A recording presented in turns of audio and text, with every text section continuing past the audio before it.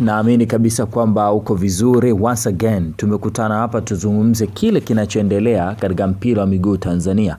Na slogan yangu ni nyepesi. Tunazungumzia mpira katika lugha nyepesi ambayo kila mmoja anaweza kuelewa. Kama wewe ni mfuatiliaji wangu mzuri, nimetengeneza content mbili zinazozungumzia Yanga kwenda CAS, na nikaweka kwamba Yanga bado wana room ya kwenda CAS, lakini nikaweka na procedure ambazo inabidi wazifuate kama kweli wana nia thabiti ya kwenda CAS. Na nikawaambia kwamba inabidi Yanga warejelee tena kwenye kamati za maadili na kamati za rufaa za TFF, wakati rufaa wasikilize rufaa yao, na mara baada ya hapo warejee CAS mikononi mwao wakiwa na hiyo hukumu iliyotolewa na kamati ya maadili. Sasa wakati mimi nikiwa na kupa uchanganuzi huo, kumbe viongozi wa Young Africans wao wana mawazo tofauti kabisa na mimi nilivyokuwa nawaza. Siku ya jana Young Africans wao wakatoa taarifa kwa umma ambayo ilikuwa inajibu maswali mengi ambayo labda mimi na tulikuwa tunajiuliza kwenye content zilizosalia. Kabla mimi sijakupa uchambuzi kwenye hiyo taarifa ya Young Africans, na waombeni niwasomeeni kwanza taarifa kwa umma iliyoandikwa jana Mei 5 mwaka 2025. Uongozi wa klabu ya Young Africans Sports Club unapenda kuutaarifu umma kuwa umepokea majibu kutoka mahakama ya kimataifa ya usuluhishi wa michezo CAS kuhusu kesi yao, case namba 25/A/1129/8. CAS ilieleza Young African Sports Club kurudi kwanza kwenye kamati za ndani za soka ili kushughulikia kesi yao kabla ya kurudi kwao kwa ajili ya hatua za rufaa. Ukisikiliza hii paragraph utakuwa unakubaliana na mimi kwamba kile nilichokuwa nawaambieni kilikuwa sahihi, kwamba warudi kwanza kwenye vyombo vya haki vya ndani then ndo waende kwenye rufaa, kwa sababu CAS asikilizi kesi from beginning. CAS anasikiliza rufaa, ndo maana inaitwa mahakama ya usuluhishi, maana yake imeshashindwa kusuluhishana huko. Twende kwenye barua yetu. Anasema, lakini kutokana na uonevu, uvunjwaji mkubwa wa kanuni na upendeleo dhahiri wa baadhi ya timu unaoendelea kufanywa na mamlaka za soka Tanzania, uongozi wa Young Africans Sports Club hauna imani na uko tayari kupeleka shauri hilo kwenye mamlaka ambazo zinatenda dhuluma. Aidha, uongozi wa Young African Sports Club unapenda kujulisha umma kuwa msimamo wa klabu yao juu ya mchezo namba 189 wa ligi kuu msimu huu uko pale pale, kuwa hawatoshiriki kwenye mchezo huo kwa namna yoyote ile. Wana Yanga wote watakuwa tayari kuipambania haki yao kivyo vyote vile ili kukomesha dhuluma, uvunjwaji mkubwa wa kikanuni unaoendelea kufanywa na mamlaka za soka kwa maslahi mapana na maendeleo ya soka nchini. Imetolewa na kamati tendaji ya uongozi wa klabu ya Young Africans. Binafsi ninawaheshimu sana Young Africans, lakini for first time nimewadharau sana kwenye taarifa kwa umma hii ambayo wameitoa. Kwa nini nasema hivyo? Huku kote wameelezea vizuri kwenye njia inaeleweka, walienda CAS wakaambiwa hivi, lakini CAS wakawapa proper channel ya kuweza kulipeleka shauri lao ili wapate tiketi ya kwenda kwenye rufaa za CAS. Mfano, nitakupa mfano. Wewe unataka utoke labda Dodoma kuelekea Dar es Salaam kwa kutumia SGR. Umefika kwenye ofisi za SGR, umeambiwa hauna tiketi ya kupanda treni hili. Ili upate tiketi, shuka kwanza pale chini kwenye ofisi zetu, lipia kiasi fulani ama chukua tiketi yako, alafu njoo upande ile treni ili kupeleke Dar es Salaam.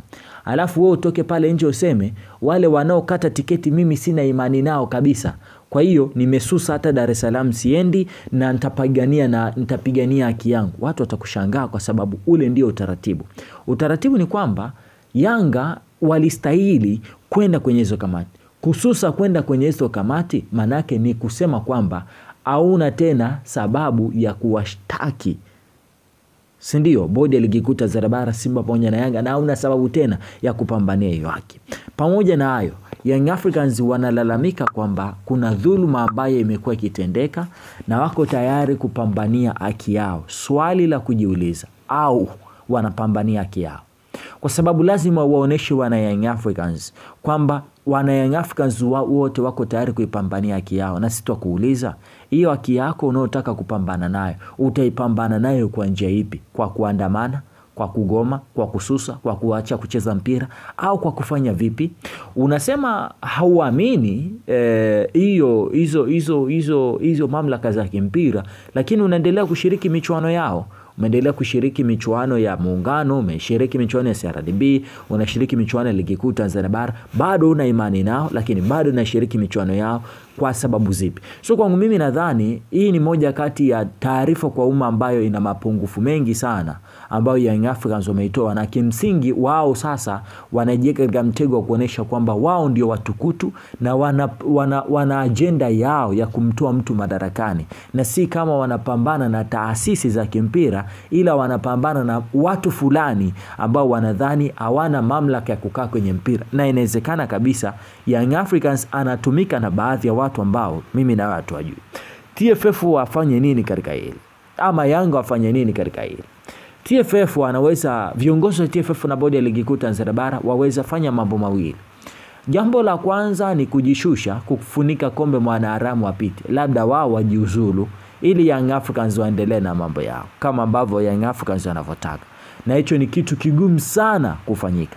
Lakini jambo jingine ambalo linaweza likafanyika ni TFF kuadhibu viongozi wa Young Africans kwa kuleta uchochezi na kutengeneza kesi zisizokuwa na msingi. Kwa sababu sometimes hataki serikali kwenye nchi nyingine waga tunaona wale watukutu ambao hawaambiliki, wana mambo yao wanataka kufanya yakienda against na nchi husika, wanaadhibiwa. So inawezekana tukashuhudia labda TFF wanafungia rais wa Young Africans kwamba wewe ndiye ambao unaleta tabu katika hili. Lakini pia ukijaribu kuitazama Young Africans the way ambavyo mambo yao yanavyoenda, unaweza kukubaliana na mimi kwamba sasa hivi wameigeuza Young Africans kuwa jukwaa la siasa sana.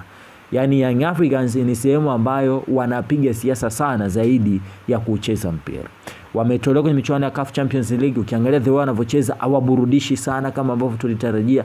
So kuna baadhi ya vitu ambavyo wanavireta ambavyo kwangu mimi naona havina msingi sana. Na hii inaweza ikawa ni sehemu ambayo inamvunjia heshima yake